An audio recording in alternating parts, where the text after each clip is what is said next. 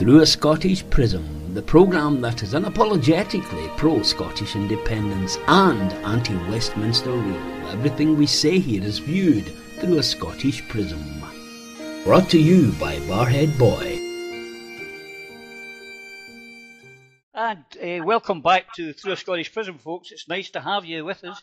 I know normally I say it's been a week since we last spoke, but it's been less than that. But I have a very, very, very, very special guest for us today. And so we don't have royalty within the SNP, as you know, but if we did, it wouldn't be. We would have Queen Nicola, but it would be, in my opinion, Empress Winnie. But we certainly do have some SNP royalty with us today, and I'm delighted to welcome Angus Macneil, the MP. Now, here I go. You're going to have to help me here, Angus.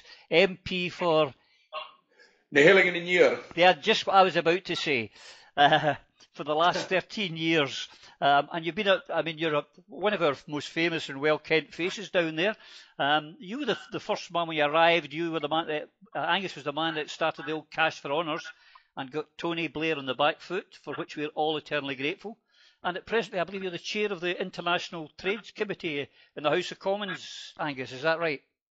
That's right, yeah. I'm just a bit worried by your introduction there, just in case Macneil of Barra is listening, because the last time that the Macneils had any trouble from big dark fellas from Tangasdale, was I'm quite sallow in the skin, there was a wee bit of a minor skirmish in the Macneil clan, so we'll probably best hope that he didn't hear that.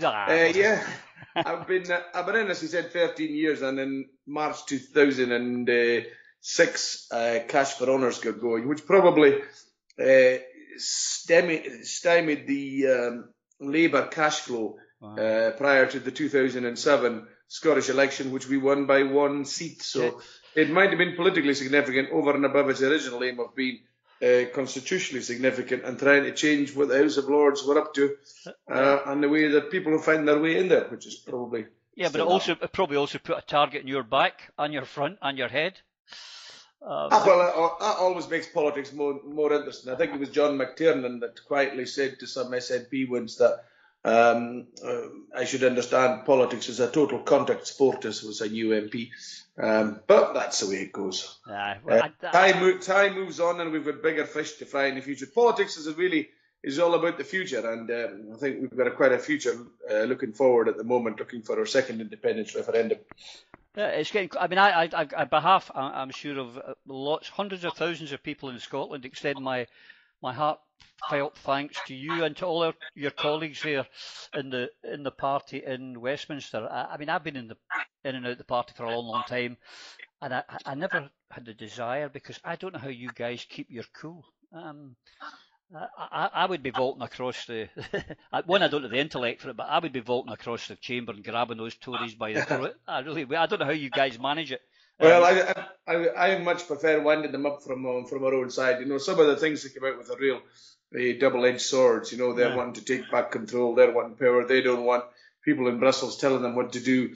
If only Scotland was in the United Kingdom on the same terms the United Kingdom had been in the European Union, that level of being at the top table, that level of having a voice, that level of engagement with the world, or with even within the union that you're in. Scotland doesn't have that at all. No. And of course, the European Union is really a regional trade agreement, and what we have with the United Kingdom is an incorporating union where the might of the big one speaks. And, France and Germany do not dominate England in the way that England can dominate Scotland, Wales and Northern Ireland. But correct.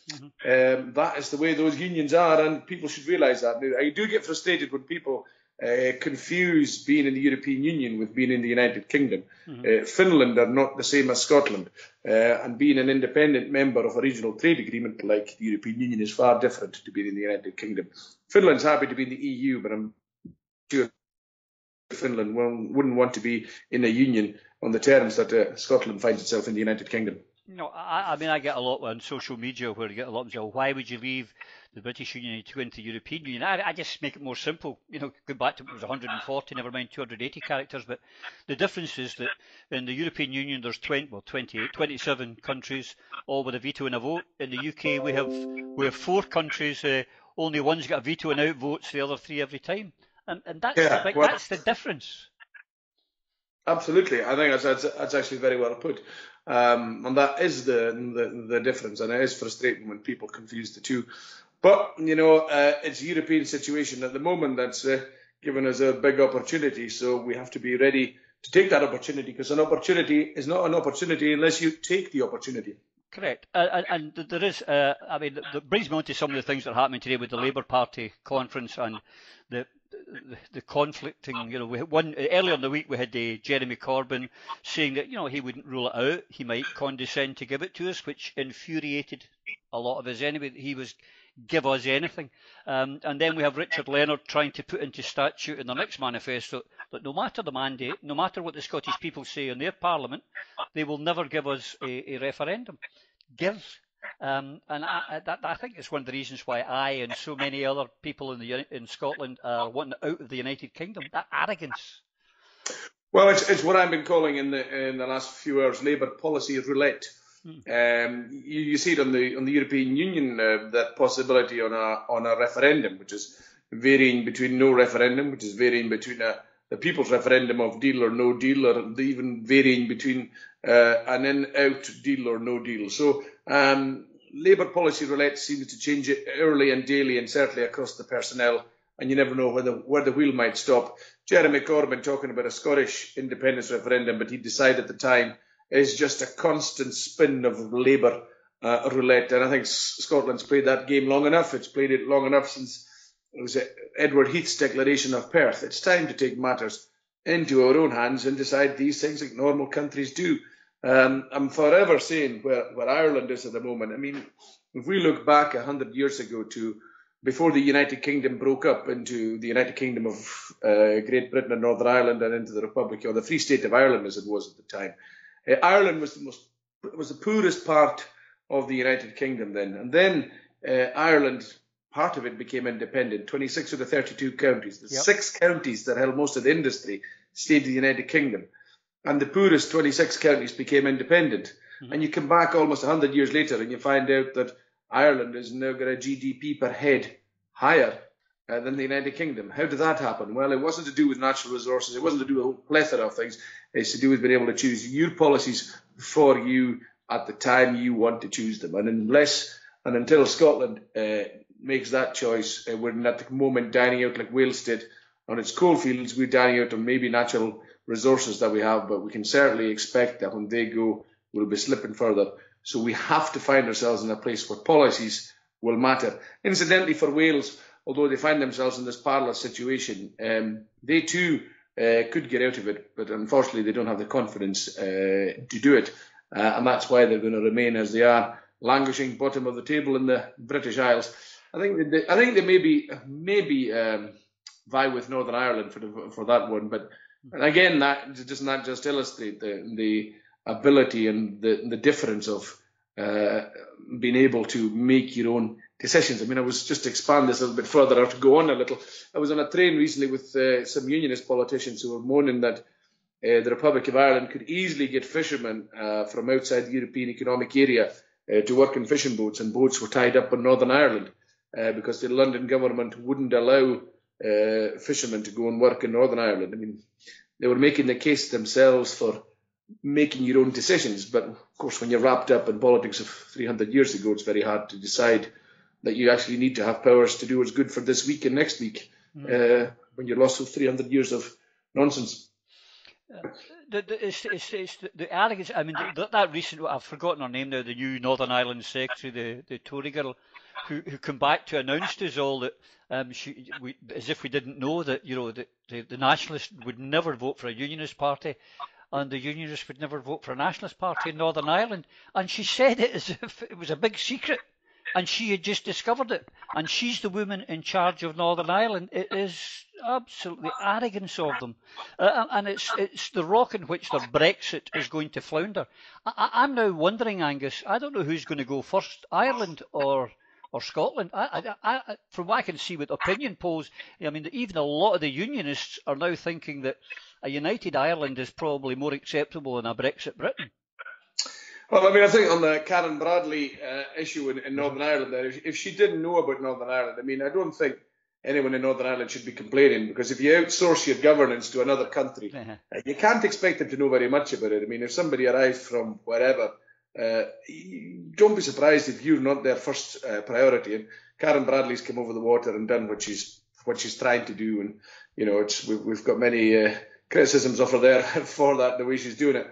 But it's just there's a point I make about those in Northern Ireland that moan about her lack of knowledge. Well, that's what happens. On the wider point you're making about what will happen first, it just depends on how much economic pain that Northern Ireland's prepared to take, because there is no good Brexit. No. The UK has actually got its best position at the moment, and having ruled out a customs union and single market, which was only going to be a 2% damage to GDP, I say only, that only would be about the equivalent of the damage that was done by the great crash of 2008. The choice now is between a deal of a 6% damage and a deal of 8% damage to GDP. There is going to be a border in Ireland. The question is there is going to be an Irish GB or an Irish UK border, and the question for Northern Ireland is, do they want that border a land border to their south and their west, or do they want it a sea border to their east and their north?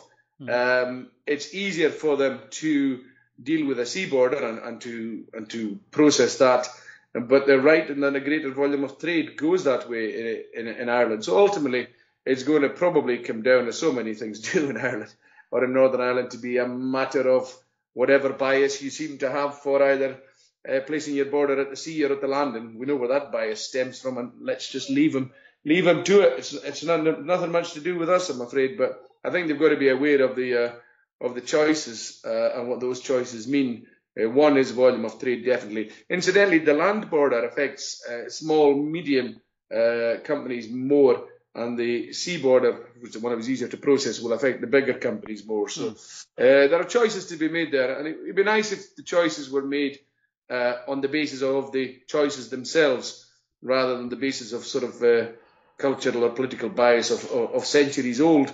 But I think it's just worth understanding it for what it is and the consequences it will have. But then does Cairn Ryan become the border post? Well, in a sea border situation, it would, yes, that's right, it would become the border. And it's also worth remembering that the borders in that scenario, if Northern Ireland stayed in the customs union, the single market, the border between the two would be the same as the border from Dover to Calais, or from Poole to wherever they go.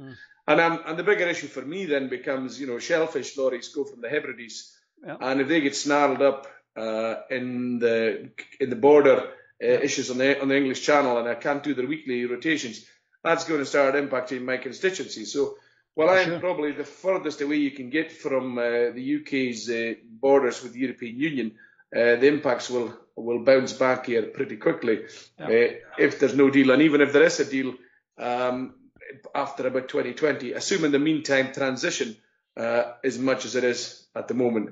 And a thing that's not fully understood has been explained to me, as you mentioned earlier, Chair of the International Trade Committee, is in the port of Dover, you've got what's called turn up and go, roll on, roll off ferries. So lorries turn up with very little notice, unlike the containers coming to big ports where 5 to 10% can be checked, because they've got algorithms and about 13 to 14 to 15 days of a container sailing in a ship to come into the bigger international ports. The European Union ports have been easy and open and have what they call turn up and go, roll on, roll off. So there's so much all bound into that. And do we have the customs capacity to do that? No, we don't at the moment.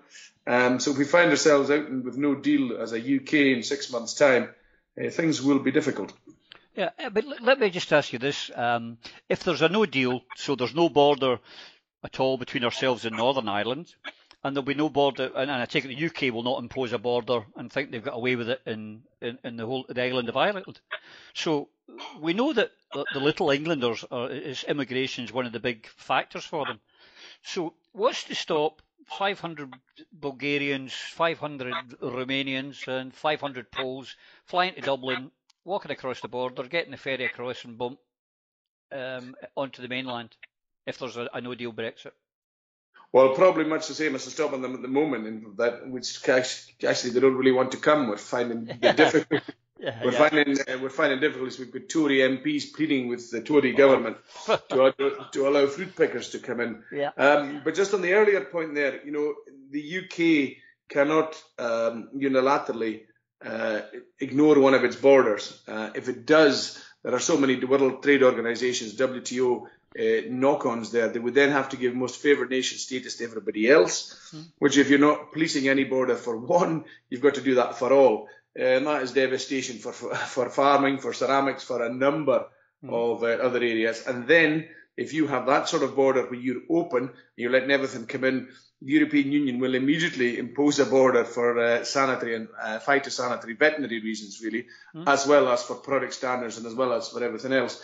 So the idea that one side can be open, running no border, and that doesn't have repercussions, a quick thought experiment shows exactly why.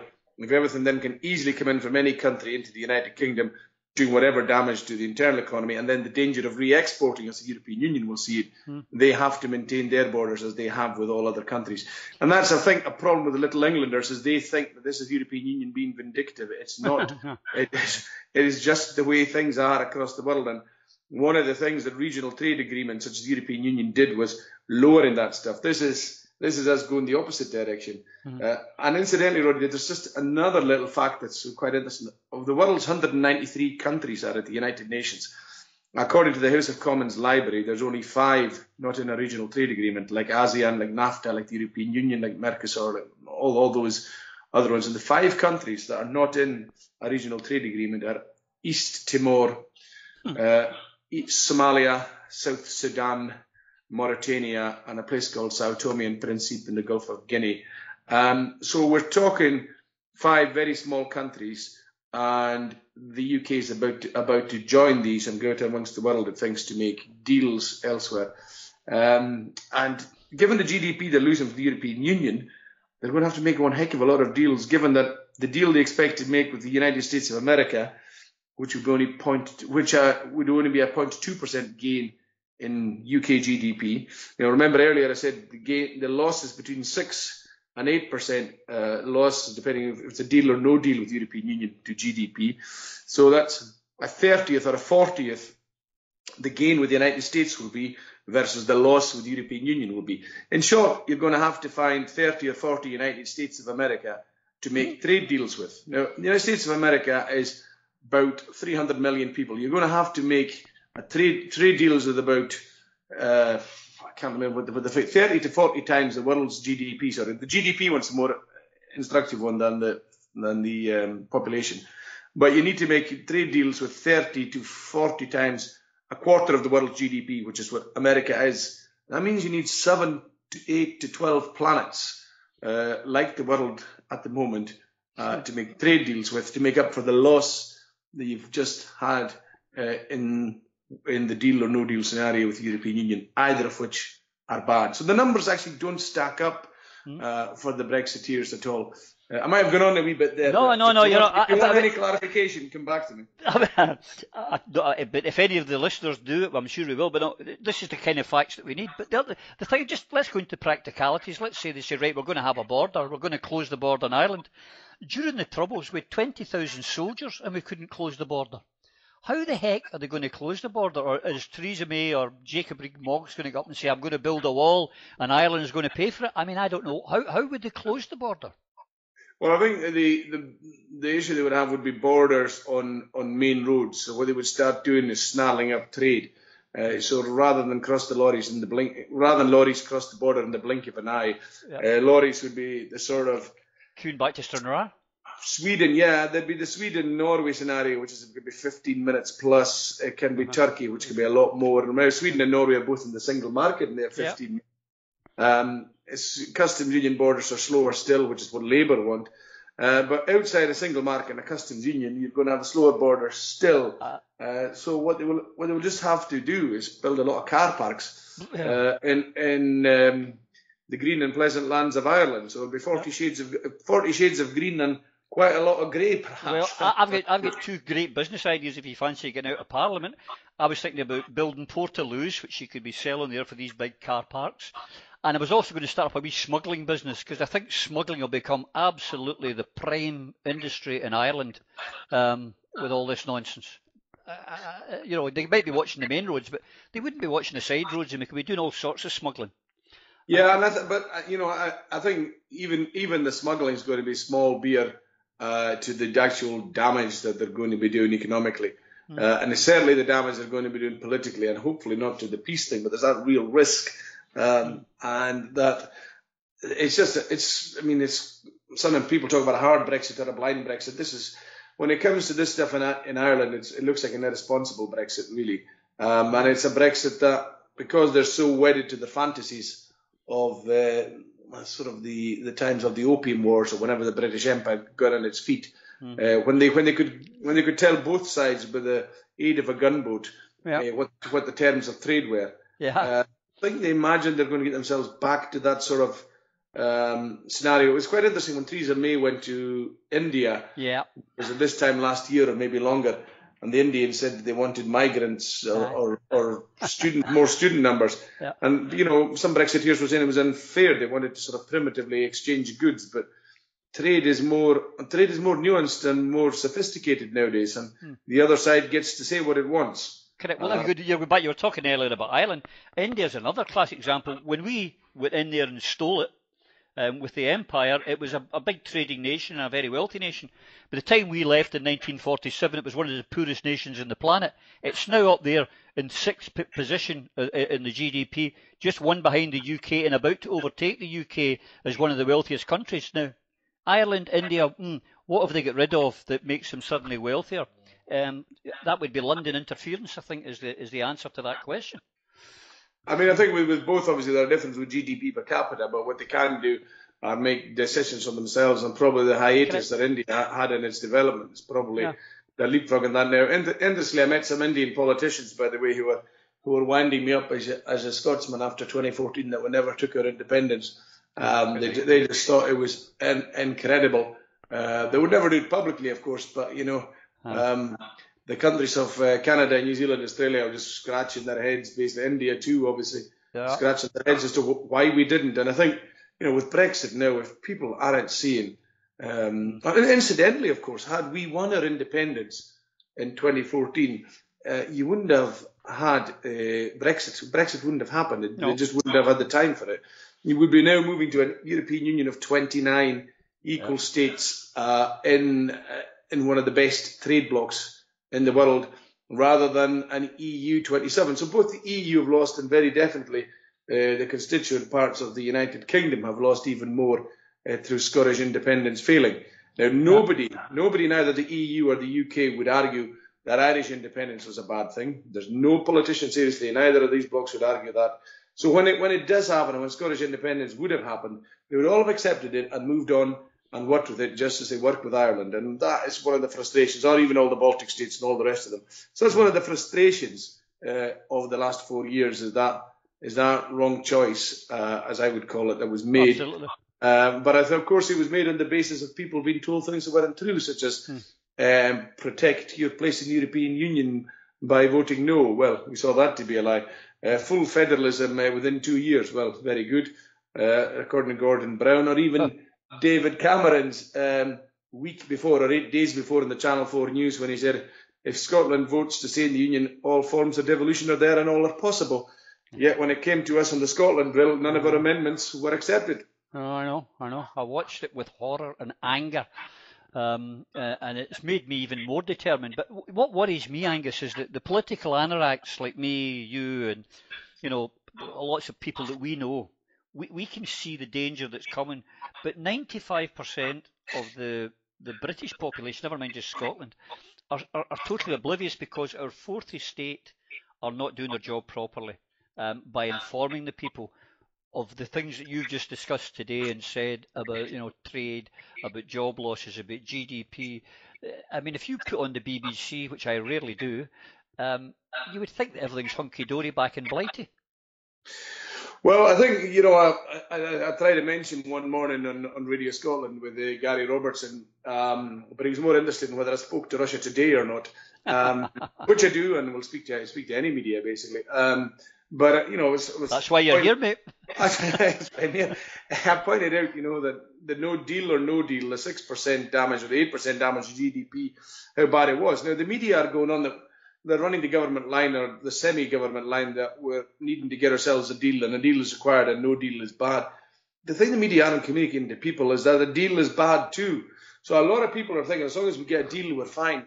Getting a deal, we're not fine. We're far from fine.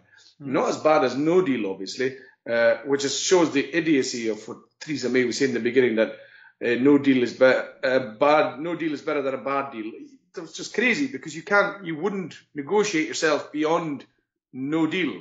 If I'm going to buy a house off you, Roddy, and we don't make a deal, and I'm not going to then make it worse for myself and pay you £100,000 and say, oh well, I didn't make it anyway, but I was wanting a £150,000 house, but I'll give you £100,000. I mean, it's just no deal. You stop there. You don't make it worse. So the idea that you would ever come to a bad deal in that scenario when the worst thing is no deal or else you stop, was crazy by Theresa May. We now see that Theresa May is getting herself into a position rapidly where she look for any deal.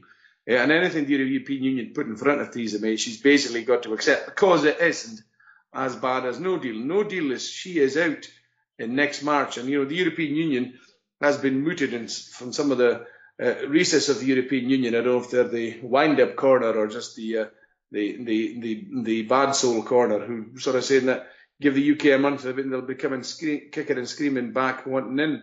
I would be surprised. But that's going to be such a bad situation for so many of us if that happens. But in the meantime, she's stuck wanting any deal at all. And the media, as we were just saying there, aren't conveying that a deal is still way, way below the deal that the UK has at the moment. If you look at the European Union, it is a deal. And of course, there are bits and pieces of the deal that people moan about and complain about. And in agriculture, I used to even complain about having to put tags in my sheep's ear. But some of that became about Pillar 1 and Pillar 2 payments, became more about the EU trying to get around the WTO, and rather than having producer subsidies, they were having agricultural subsidies for land and for just owning the land, which has got its own problems, yes, but it was getting around other measures across the world. So the deal we've got at the moment is certainly far better, and it's not being conveyed to people that no deal a deal is substandard to that, when we're playing off a deal and no deal constantly in the media at night without much explanation of what really. But maybe it's politics. Maybe they're just so that any deal they do get, they're going to turn and say, "Well, see, it was going to be no deal, but look what we've done. Our brilliant British negotiation skills have got us this great deal where we're only going to be 6% worse off."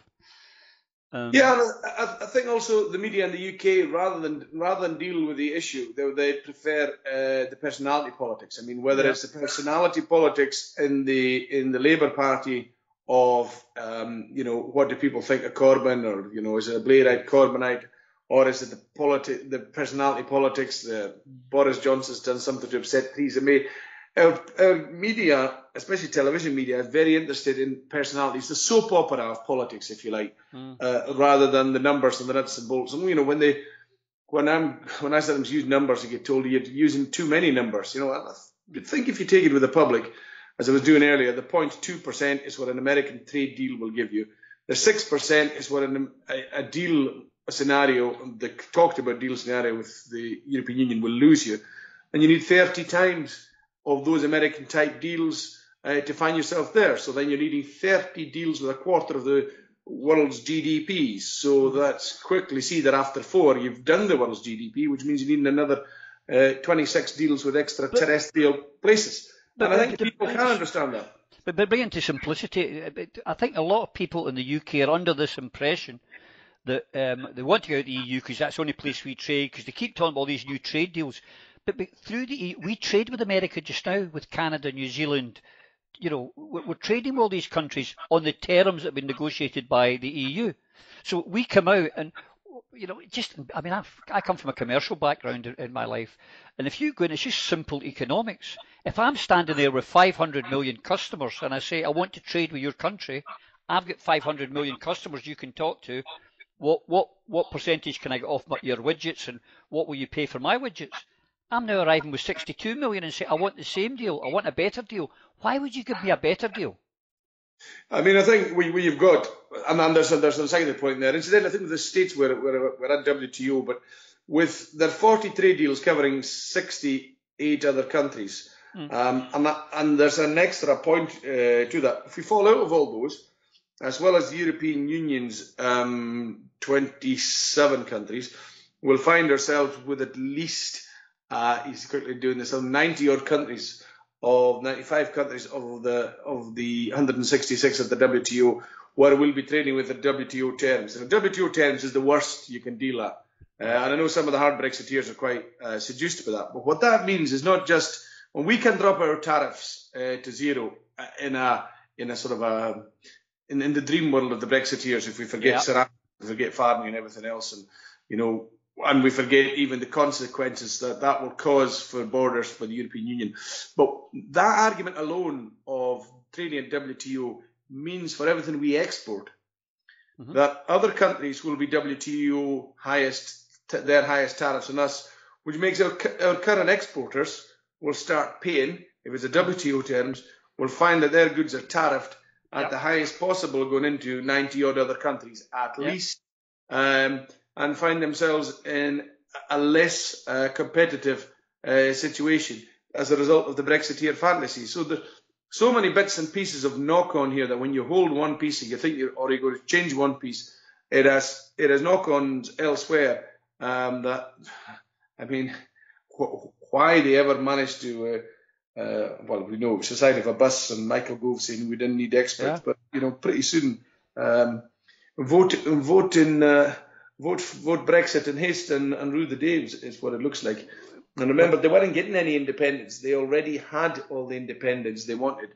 And they'd made the deal to trade and to agree civilly with very similar countries on issues that they wanted to deal with and they chose to deal with. But the big one being immigration. As has been pointed out to these Brexiteers, we had control over our borders as it is.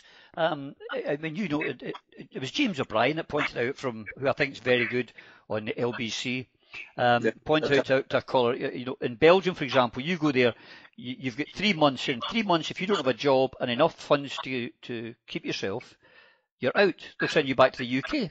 Now, we could have done that. We just chose not to implement it because that would have meant the Tory government spending a bit more money on customs officers and putting infrastructures in place instead of cutting taxes for the richest or building HS2 or whatever the hell they want, one of their vanity products or weapons of mass destruction. It would have meant putting money into things that they couldn't make a profit out of. And so they didn't want to do it. That's the reality. The 50% of the immigration that comes into the UK is non-EU. You've controlled. Why haven't you controlled that? Why did no one think of this? Why did no one ask that during the Brexit? I mean, there's 2 points that spring to my mind there. The first point is, of course, we've got to remember that the migrants who come in to the United Kingdom are one of the few that pay their way. The migrants are in surplus. For sure.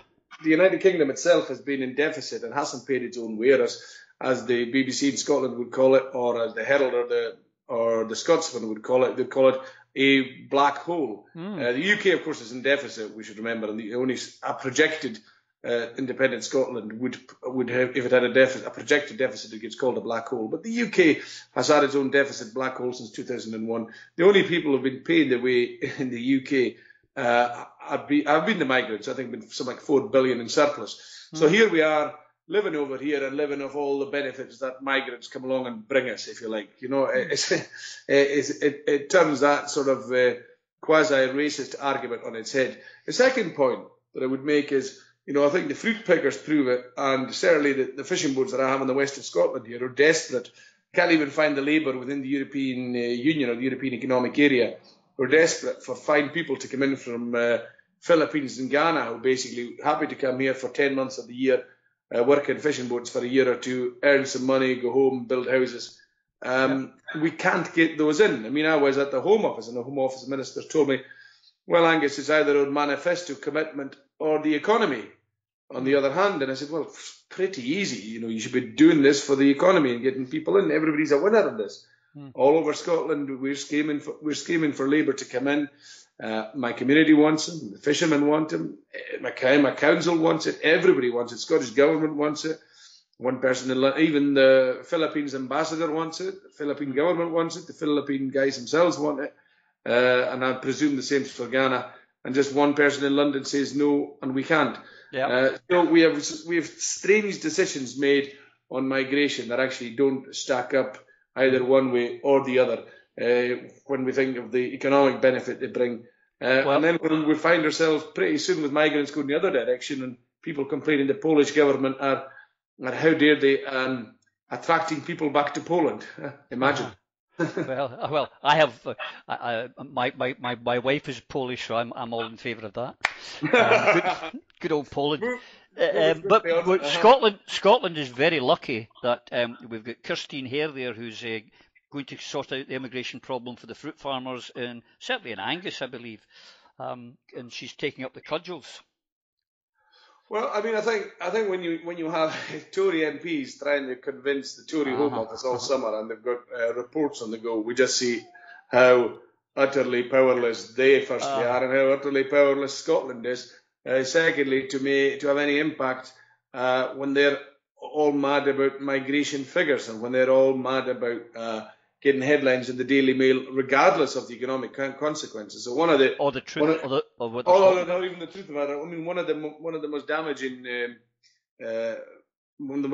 damaging departments to the UK economy has to be the Home Office, who are preventing many people to come here and work and live, and particularly in Scotland, where we've got plenty of space and we love seeing migrants about, particularly here in the islands. We're fortunate we've got some refugees in Stornoway from Syria, and people who come as refugees or whatever aren't long refugees. They're usually contributing very quickly. And as one refugee I met he was a refugee for a short while, a man from Eritrea.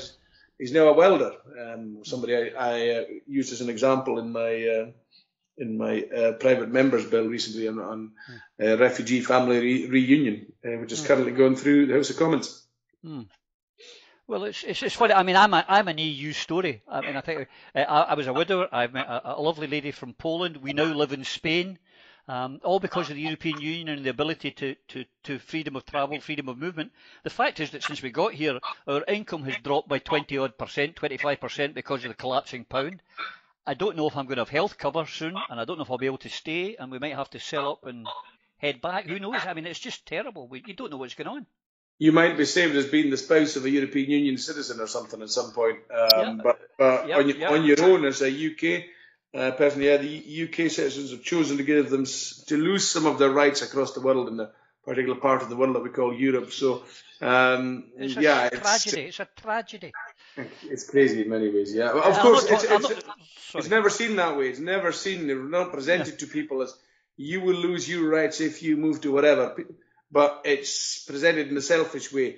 Those people coming over here forget the fact they're paying the 4 billion surplus and using our services and expressing their rights or enjoying their rights are then some sort of burden on us. When it's presented that way, to appeal to the lowest common denominator rather than something better, that you can go and you can do this and that, or your family or friends can, and you can live a richer life a richer cultural life, meaning rather than a richer material life or a different life.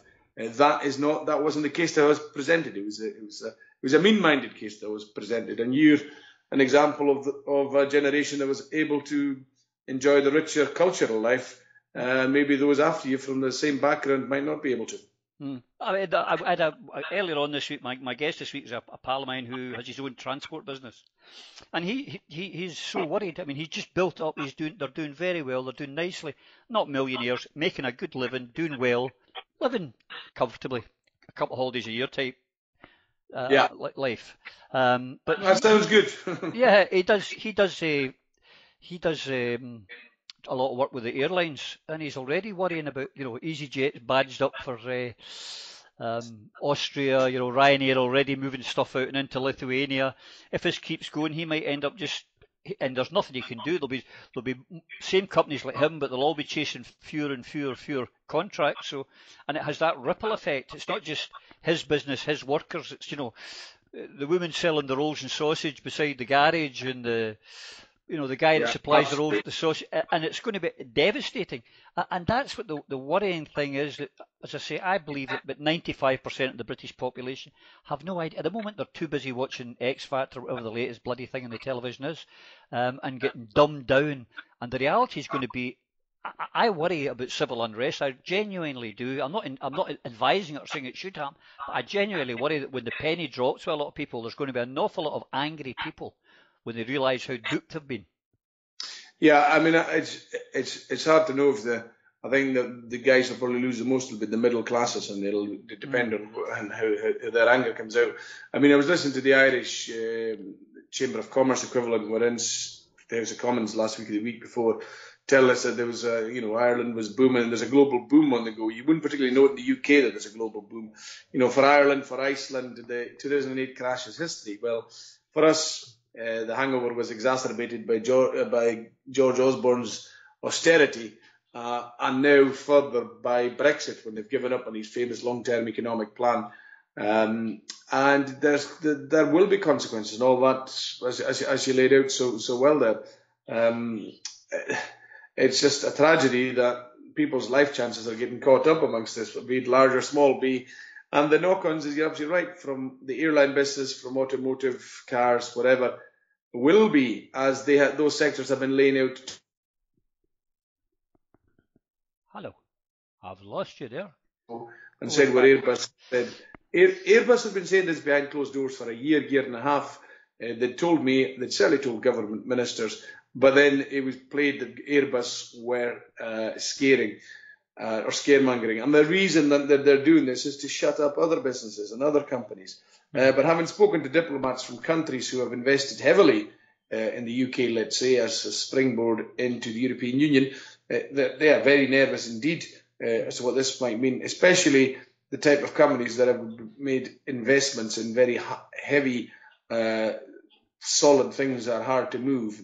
Not the easy service sector, but in the metal bashing sector, where they can't relocate and the sunken costs are high. They're very nervous, obviously, because the just-in-time might not be able to happen. There's so much, as you're saying, that we're not engaging with. And in some ways, it's hard to engage with because it is obviously mind-boggling in its complexity. But when it does happen, there may be anger, and who knows what that will bring and what sort of anger there'll be. I often thought Theresa May might come a cropper on the politics, but I think she might survive the politics. She's been kicking the can down the road. But the economics of this will be a wall that might be a very solid wall when it is confronted and when we strike into it with sort of oblivious speed. Tell me, see when you're sitting in the House of Commons and you're listening to some of that nonsense coming from the other side of the House, I mean, do you not ever feel like shouting out some unparliamentary language? You must get so frustrated, Angus, listening to them saying and thinking that is nonsense. That is complete and utter nonsense. It's very interesting that, because when you're sitting in a room with people who are as willfully deluded, deluding each other and deluding themselves, it's kind of, you have to actually give yourself a reality check and say, well, it all seems fine, because they all seem very matter of fact about it. And it's almost like an argument against gravity. They could sit around and say that if an apple was to detach itself from the tree, it wouldn't hit the ground, and they would argue against gravity and that gravity was unconstitutional and undemocratic and whatever sort of.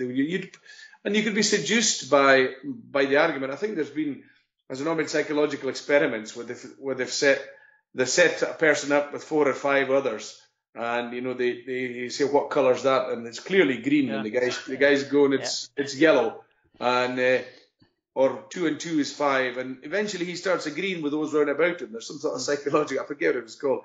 There's some sort of psychological thing goes on. So when you're sitting in amongst them and they're going, is it just me that's got a grip of reality here, because there's a lot of that going on, and there's so much dreaming going on at the moment. In fairness, there are voices, Ken Clarke is always giving them a wake-up call. This on the Tory benches, Anna Soubry the same, Bob Neal, a number of other Tory MPs, Dominic Grieve are trying to do that. But the willingness to mislead themselves, to dupe themselves, is so great that, it's just Ken being Ken, or Anna being Stroppy, or Dominic just being a sort of a nerd or whatever. They just have a million reasons, large or small, to ignore those voices. And as they head towards the cliff and making Britain great again, as one Tory MP told me in a debate in Westminster Hall, why were we selling all this shellfish to France and Spain anyway? Why didn't we just consume it at home? Which I told him I'd be very pleased if they would match the prices the French and the Spaniards would be very happy to sell Hebridean shellfish to them. But in the meantime, if they can't match the prices the French and the Spanish are paying, then too bad. This export is an export that's going elsewhere. Well, that's another one. Two things that are rarely mentioned in the UK is that, and I read an article not so long ago about the Falkland Islands. But 70 or 80% of their exports, all fish again, seafood, goes to the European market, and if it's they would be regally screwed. And the other one is being in Spain, Gibraltar. Again, it's not been talked about, but the Spanish are flexing their muscles on the question of Gibraltar, and they can smell blood. Everyone can see that the UK is in a weakened position, except the people at home who are led to believe that we're still a power or something. I don't know, but they're circling to go for the kill. Yeah, I mean, there's two territories there that have crossed my desk in recent times. Gibraltar and the Falkland Islands. Gibraltar, of course, as we know, is looked on covetously by Spain, that wants to undo the 1714 Treaty of Utrecht, which guarantees the Gibraltarians the right to self-determination. I quite like that the Gibraltarians are outside the UK, call themselves British, and they want to be independent of their very larger neighbour. The Falklands are a bit different. They've got their large neighbour Argentina that they're nervous of, the 3,000 Falklanders. Only a tenth of the Gibraltarian population, but they've got very strong relations with Galicia in northwestern Spain, and particularly Porto Vigo.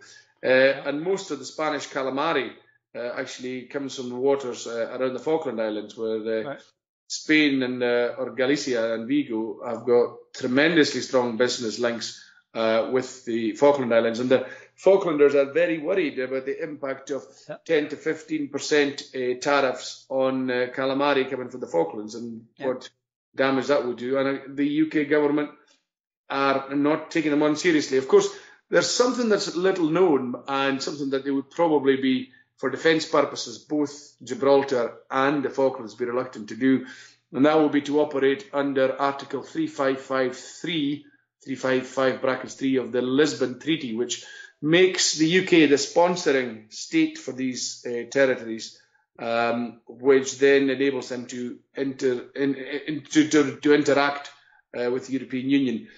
Probably for cultural, historic, defence-related reasons, they might not want to have be incorporated with Article 3553 with another state, such as maybe Ireland or Finland or Denmark or whatever, But it's not impossible for them. But we shall see how that one plays out. Going in that scenario you've mentioned, it, the Falklands could get a solution that suits them and they'd be happy, as could Gibraltar, and everyone's happy. And they might just say to Ireland, right, you can stay in the single market customs union, you're getting what you want and voted for. England and Wales, we're leaving, you've got what you voted for. Oh aye, Jockistan, you're not getting it. You're the only one that's not getting what you voted for, what you asked for. You're coming out with the rest of us. And that could be the scenario. We are the only people that don't get what we voted for. Well, in that case, as I said earlier about Northern Ireland and Karen Bradley, we've only ourselves to blame, because this is where I pull out the card Indy Ref 2. I mean, Indy Ref 1 has left us in this scenario where we don't get what we want, where we abdicated responsibility by running ourselves, and we take basically whatever government our neighbours want to have, and if that agrees with what we want to have, good and well, and if it doesn't, too bad, which it doesn't, is but most of the time. But in this case, if Scotland is in a situation where it's not it's not getting what it wants, well, it's Indy Ref 2 time, and it's then time for the Scottish government to start planning, to start thinking about what they want to do, and to maybe now even start to point out to people, or start to maybe to lay a path that if the UK is out in March 2019, what's the Scottish Government plan? So that's maybe a challenge to my own side and my own party there. Where are we going in 6 months' time if we find ourselves out? Do we hold a referendum then? Do we not? Do we just go along for the bumpy ride in the United Kingdom, or do we take the lifeboat? Do we remain in the glorious Titanic as the icebergs are hitting it, or do we get ourselves out and sort of see that there's another 20-odd countries in the European Union doing quite well governing themselves? So why don't we do that? So that's where I mean, Scotland can stop bleating at that point. It's got a choice. Does it go for independence, or does it stick and complain that, like Northern Ireland and having a Secretary of State that doesn't understand what's going on there, Scotland will find itself in a situation it doesn't understand or doesn't want, because they're too afraid to be like normal countries and make decisions for themselves. That's the challenge we all face. Well, it does indeed. We have a triple lock mandate. Now, I was a great believer. My preferred option, going back, my preferred option was that we should be going to the polls now or next month. That's when I thought, I've been saying this for a year, I thought this was the optimum time, because I would thought by now it would have been clear what the position was. But I understand Nicola's she's got a very difficult walk to balance things. I understand that. But within the Yes movement, now you've been out in a lot of the marches, you've been at Hope Over Fear, you're very active and very, very popular among the grassroots. I suppose you could call it the hardcore of the independence movement. and we're getting anxious. We want to go. We're ready to go. And you can only hold that back so long. And I would suggest, I will never criticise our party or our movement, but I would suggest politely, a gentle prod, that if something really kind of solid isn't sort of mentioned in October the 7th, 8th, 9th, I think there's going to be an awful lot of unrest within the Scottish National Party membership. Well, I mean, I would say that I don't think we've been led by SNP conference time. I mean, I think the big times are going to be the 17th, 18th of October, when the European Union's dust is settling, or maybe even as late on as November. But that's starting to get late. What I think the Scottish Government should be preparing now is possibilities and talking to people about the possibility that we might have to do this. And we might have to do this in March or whenever, and we might have to start talking about the independence thing now. Just a lot of mights and a lot of maybes, because we have to say we're on the ship at the moment. If the iceberg strikes, it might not strike, but if it does strike, do we get life jackets? Do we get onto a life raft? Do we get onto lifeboats? Do we send up rockets? Do we put out maydays? We should be prepared for the drill at the moment for the emergency occurring. And at the moment, I understand your frustration that there doesn't seem to be a lot of emergency planning where we know which way we're going to go. But I'm relaxed about that, and probably it'll about after the European summits have played out in the middle of October and early November. However, although I'm relaxed about it, I would say I'd be happier if it was sort of happening, the emergency drill planning, if you like, of what happens in certain scenarios. If we strike an iceberg, if we go up on the rocks, if whatever, deal, no deal. You know what I'm getting at with the metaphors here. Yeah, well, I know, but the point is, we're just talking politically about, when we go to conference in a couple of weeks' time, anyone that gets on the lectern and mentions the word referendum is going to get a standing ovation. Absolutely. I mean, anyone that says the word independence, mentions the all under one banner. When Nicholas speaks, everyone's going to be listening to every nuance, every word. I'm not saying she can say, right, we're going to go on the 16th of June or whatever. I'm not saying she should say that. But she certainly, I think, has to throw something at the... We all know there's going to be a referendum. I suppose it's like the south of England, 1944. There's 200,000, 250,000 Allied troops, tanks. It's all lined up. We're all lined up. Our guns are all in place. We're just waiting for get on those ships and let's get going. There has to be some indication to the troops to keep morale up, to just keep going. It's coming. It's going to happen. And I think Nicola's been very reasonable about the Brexit scenario. I mean, once it happened, she was obviously thinking this is an outrage to Scotland. But then trying to make it work with a customs union and a single market, but they were desperate to not have a customs union or single market. In fact, everything Nicola's done and tried here to save the Westminster government from itself, they've roundly ignored her and paid and taken none of her good advice. And sadly, Nicola's has been utterly ignored by them, but they've ignored everybody. So it's not just Nicola they've been ignoring. So I mean, I think if they can ignore the First Minister of Scotland, it's really time that we were in a scenario where we start to take control of our own destiny here and join the other 193 countries that are currently sitting at the United Nations as independent states. If every other country can do it, why not Scotland? Let's get on with it. I and maybe a couple of million people in Scotland agree with you. It's all down to timing now. I must say, we're almost running out of time here. Believe it or not, we've been talking for quite some time. But it's been great, fabulous. And there's so many more things I want to talk about, but haven't got the time. But just two things. When in your gut, I'm not saying inside information, your gut, when do you think we'll go? Right, it depends. There are two scenarios currently live on the table that I can think of. We crash out with no deal in March 2019, or she gets any deal and she limps on to December 2020. If we're crashing out, it's a lot easier. We have to have a referendum, I'd say March, April 2019. If they go a bit longer, then we have to assess and when do we want to pull a referendum card out, and that could be later. But it could be 2019, 2020 for that one. But I think an awful lot depends on what is happening at the October, November summits with Europe. The easier one to see is what we do in a no deal scenario, because that's March 2019 and that's coming up sooner. The one that we can't see is because we don't know the deal yet. Is what do we do if the UK stays in the European Union, not as a member, but effectively day to day as a member?